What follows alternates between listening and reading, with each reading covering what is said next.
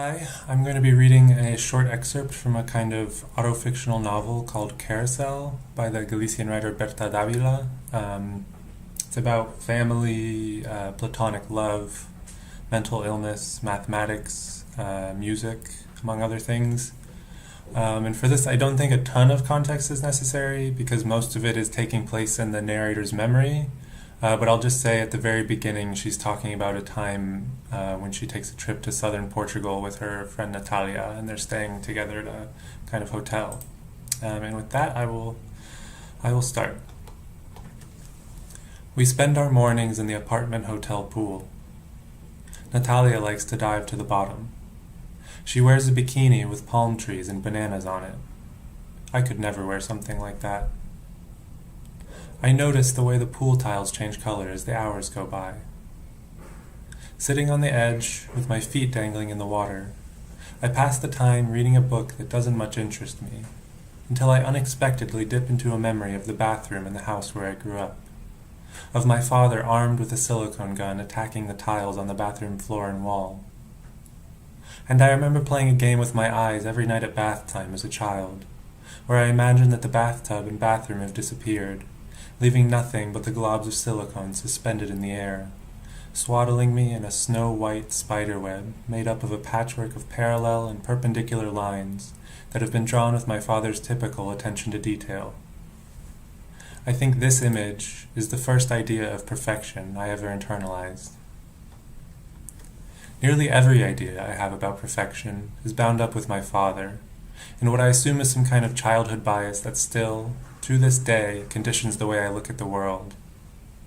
Anytime an object or a place puts that execution model in front of me, I am immediately brought back to my father's mathematical precision and manual labor, to his sloping calligraphy, where every letter is written in a parallel slant that could extend neatly to the end of the page. It's the same with music. My earliest memories of music have entered into a symbiosis with my ideas of perfection and mathematical mystery. Every morning, at roughly the same age my son is now, I'll hear my father play the same classical guitar piece over and over, insistently, until every single measure is impeccable. Then he'll start over. If he makes the slightest mistake, he'll play that specific measure again and again until he gets it right, such that the thread of the music fades and this continual repetition of the same notes starts to feel like an algorithm. The only difference between music and mathematics is that thread, that narrative. While mathematics simply draws a straight line without beginning or end, music tries to unspool a thread. I think this is why I have such a devotion for music boxes, which are devoid of narrative, but absolutely brimming with wonder. I often find myself pondering what proportions of mathematics and literature it takes to make these boxes into such exquisite objects. At some other point in my childhood, my father and Uncle Carlos are talking over the phone when they get into a heated argument over the enigmas of the higher arithmetic. Prime and twin prime numbers come up during their spat. I'm watching cartoons on TV and half listening to their conversation, which is opaque to me. As always, my father is the first to give up.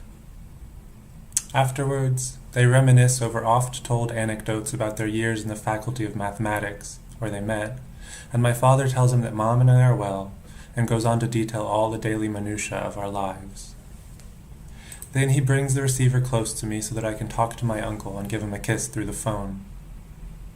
My father, and even me by this point, know that Uncle Carlos isn't equipped to take an interest in such things, but we perform the ritual to perfection, just like when he replays the mistakes in his guitar piece over and over while I follow along, like part of some unspoken code.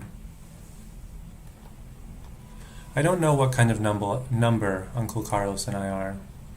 There was a time when I liked to think that the two of us were as twin primes, but I've since come to realize that doesn't quite capture it. Twin primes are a pair of prime numbers that are extremely close together, but always separated by the exact same insurmountable distance. Take 5 and 7. There's only one natural number between them.